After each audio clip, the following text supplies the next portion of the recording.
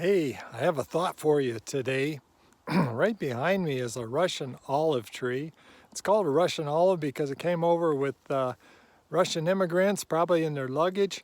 Kind of has taken over a lot of areas in the West. It is a very hardy tree. It grows very fast. Notice how tall it is. When I first moved to this housing development, I didn't even notice this tree here, and now it's grown so much that when they came through, they had to brush hog half of it just for the road. I'm standing right in the middle of the road. And the bad part of these trees is the thorns. Look at the thorns on those. They're nasty. They grow like weeds.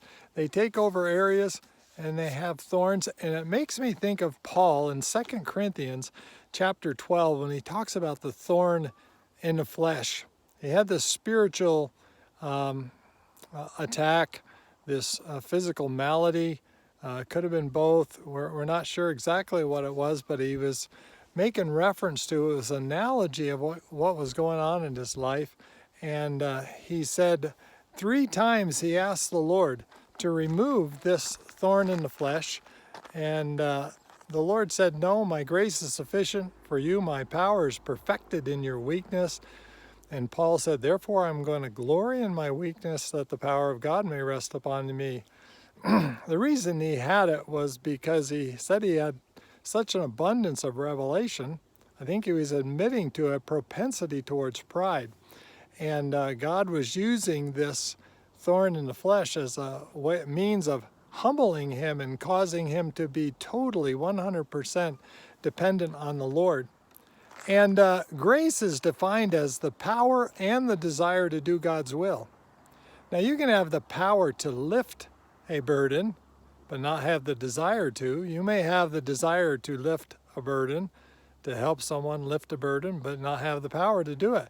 But see, God's grace is amazing because it gives us the power and desire to do what he wants us to do. Now in our country right now, we have a serious thorn in the flesh. And it's been there for some time. And it's expressed in riots and violence and so on and so forth. Now, we would not justify violence, but the rallies and the protesting and what it stands for, we all stand against racism. We all stand against injustice, or should I say, at least we should. This country from the time of slavery has dealt with this issue, and it's probably related to the sins of the fathers and the resulting curses that we really need to humble ourselves. See, that's where grace comes from. The Bible says God resists the proud but gives grace to the humble. Paul was dealing with pride, and God gave him this thorn to cause him to humble himself before the Lord. That's how we receive grace. Humble yourself under the mighty hand of God, and he will lift you up. 2 Chronicles 7:14 says, humble yourself. It says, if my people who are called by my name would humble themselves and seek my face and turn from their wicked ways, then I will hear from heaven and I would heal their land. What a beautiful promise. But the first is humble, that we would humble ourselves before the Lord. Now, would you not agree that we would not justify prejudice, racism? We believe all men are created equal. All men deserve freedom.